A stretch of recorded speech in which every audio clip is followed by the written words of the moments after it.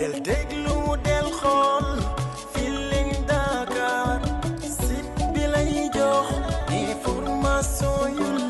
Et on va arriver à un moment où il y aura évidemment une augmentation faramineuse des prix. C'est évident. Quand le prix de l'électricité augmente, le coût de production augmente, quelle que soit la production. Si tu es tailleur, ça va se répercuter. Si tu es autre chose, ça va se... etc. Il y aura une hausse généralisée. Ce qu'on appelle une hausse généralisée des prix. Voilà ce qu'ils ne vous ont pas dit. Qui vous a expliqué ça? C'est pourtant, ça c'est un document officiel de l'État. Et ça, nous l'avons dit, c'est inacceptable. Parce que nous avons découvert du pétrole, du gaz, etc. Il y aura des rentrées de fonds.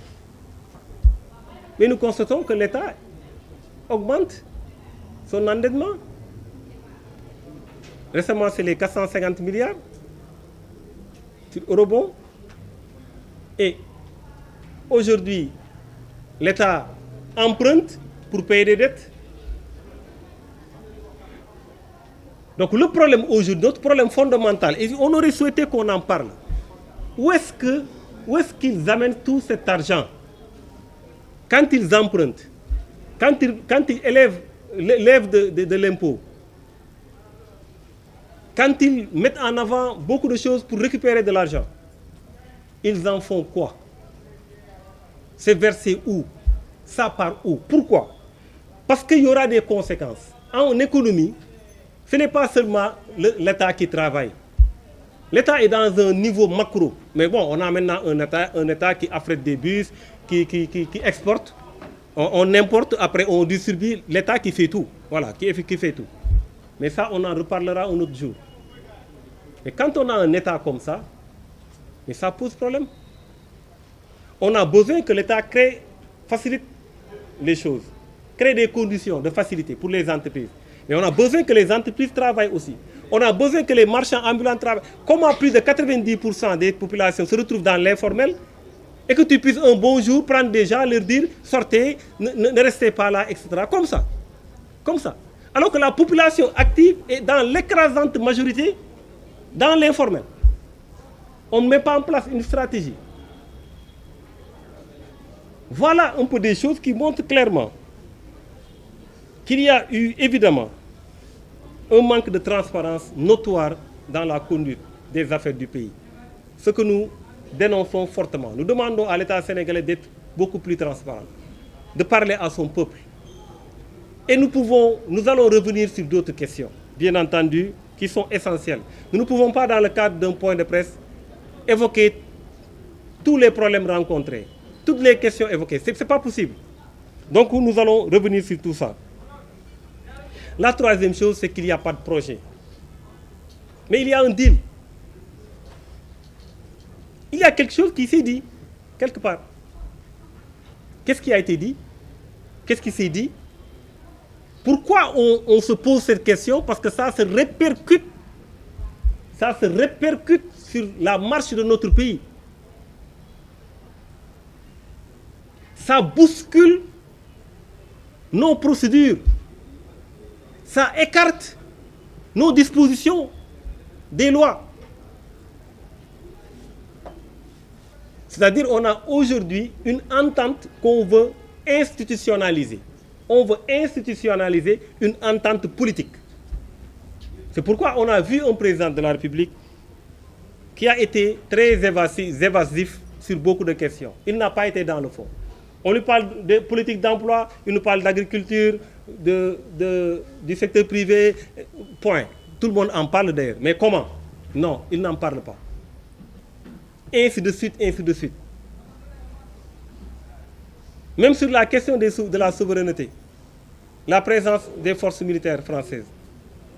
Oui, il y a un séminaire intergouvernemental, nous allons en parler. Non, mais c'est chez toi. Tu es pour qu'ils partent ou pas? C'est aussi simple que ça, la question est simple. Si tu épouses cette volonté de les voir partir parce qu'ils ne sont pas chez eux, ils sont chez nous, mais il faut le dire. Si on doit discuter, on discute sur comment partir. Mais il est évasif. Il n'est clair sur rien. Par contre, il est clair sur deux choses. Sur les questions fiscales, c'est clair. Et j'en ai parlé, il pouvait être beaucoup plus clair. Pourquoi est-ce qu'ils font tout ça? Il y a une raison. Mais il a plus été, disons, à l'aise sur la question de ses relations avec le Premier ministre. On a vu qu'il a préparé quelque chose. Il veut donner des gages. Il veut montrer qu'il va rester loyal. Monsieur le Président, nous ne sommes pas en famille, nous sommes en République. Nous sommes en République. Le Président de la République a des prérogatives au niveau de la Constitution. Le Premier ministre nommé a des prérogatives au niveau de la Constitution. Vous allez changer la Constitution, on verra ce que vous mettrez. Mais au moment où nous parlons, vous êtes Président de la République. Il a refusé cela. Je l'avais dit l'autre jour, Monsieur le Président de la République, choisissez. C'est à vous de choisir. Soit vous êtes Président de la République ou vous êtes Président auprès du Premier ministre. Mais je remarque aujourd'hui qu'il est plutôt Président par intérim. Il est là pour aller vers une réforme constitutionnelle et donner des pouvoirs au Premier ministre. Il est là certainement pour pouvoir quitter son poste. Mais qu'on résume les choses. S'il pense que le Premier ministre est beaucoup plus légitime, qu'il démissionne et organise des élections. C'est aussi simple que ça. Mais ce qu'il veut imposer, la situation de fait qu'il veut imposer au Sénégal est anticonstitutionnelle. Ça n'existe pas. Un président par intérim n'existe pas. Un président qui est sous l'ombre du Premier ministre n'existe pas dans l'état actuel. C'est à lui de revoir les choses, de revoir sa copie. Donc nous considérons qu'il n'y a pas, il y a effectivement un deal, il n'y a pas de projet. Il n'y a pas de vision. Il n'y a pas de DPG au moment où on parle. Il n'y a pas d'action politique, action gouvernementale, de politique d'action gouvernementale. Il n'y a même pas une explication claire du président de la République. Mais ce qui est clair, c'est qu'il a fait comprendre aux Sénégalais qu'il veut être remplacé par son Premier ministre. Il n'y a que ça qui est clair aujourd'hui. Et nous disons que c'est extrêmement grave. C'est pourquoi d'ailleurs, nous renouvelons notre appel à toute l'opposition sénégalaise et aux forces vives de la nation. Il faut que nous soyons tous des sentinelles. Ce pays nous appartient tous. Nous devons être des sentinelles. Nous devons veiller à ce que l'état de droit soit respecté. Nous devons veiller à ce que nos institutions soient respectées. Nous devons veiller à ce que la démocratie soit respectée. Nous devons être ensemble pour cela. C'est extrêmement important. Me concernant, et c'est là où je vais terminer, je reste engagé pour mon pays. Je reste imperturbable. Je le dis et je le répète. Parce que tout simplement, je ne cherche pas à plaire.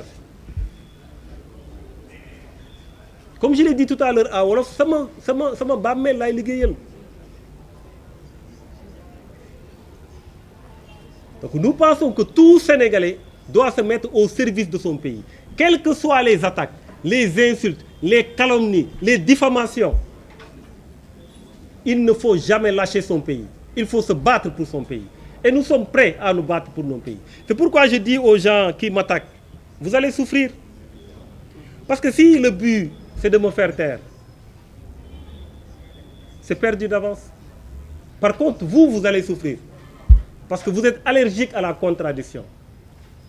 La contradiction sera de mise à chaque fois que de besoin. Et c'est très important de le dire très clairement.